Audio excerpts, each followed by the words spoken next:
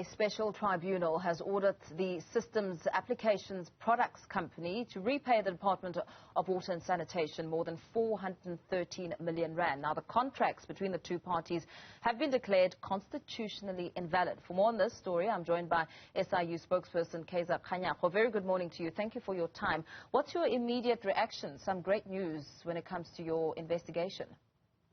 Good morning, Paul, and good morning to your viewers.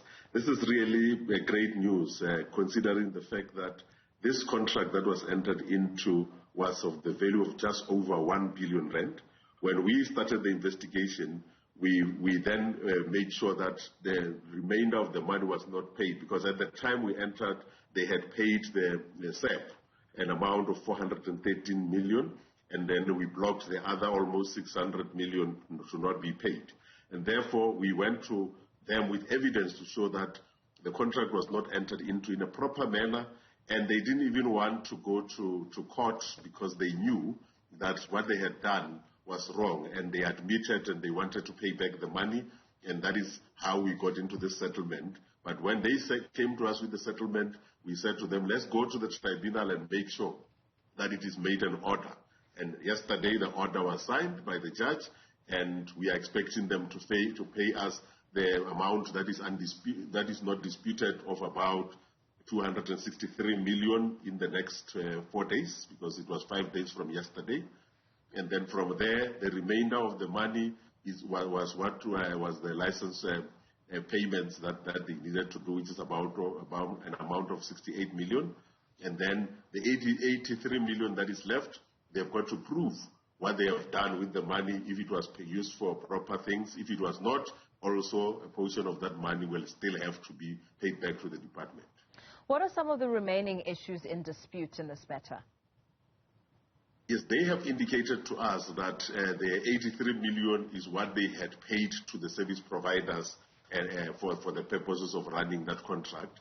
Therefore, we are saying they must prove to the court that they have paid that money. If they cannot prove that they have paid that money is also due to be paid with interest to the department through the Special Investigating Unit. Does this now mean that you, of course, moving ahead in perhaps making some arrests for the individuals which may be linked to this in the Department of Water and Sanitation? Yes, we have made the referrals already to the department, and we are told that there were 2 officials that were involved, because at the time, those officials created an emergency in a department that the licenses are about to expire. It is going to be a serious emergency, even though at the time the licenses were still left with a year to go. They created that emergency with the intention that they should not go through the procurement process, and they must opt for a deviation. And we were able to prove that, and those people have been disciplined. We are told that for one of the officials, senior officials, the DC has been finalized. We are just waiting for the verdict, and I hope it will come as soon as possible. And we've already referred that to the NPA for prosecution, because you can clearly see that there was clear collusion between SAP, which is a German company, and these officials that were involved. What does this move mean for your work as the SIU and perhaps the messages that you're sending out when it comes to fighting and tackling corruption in the sector?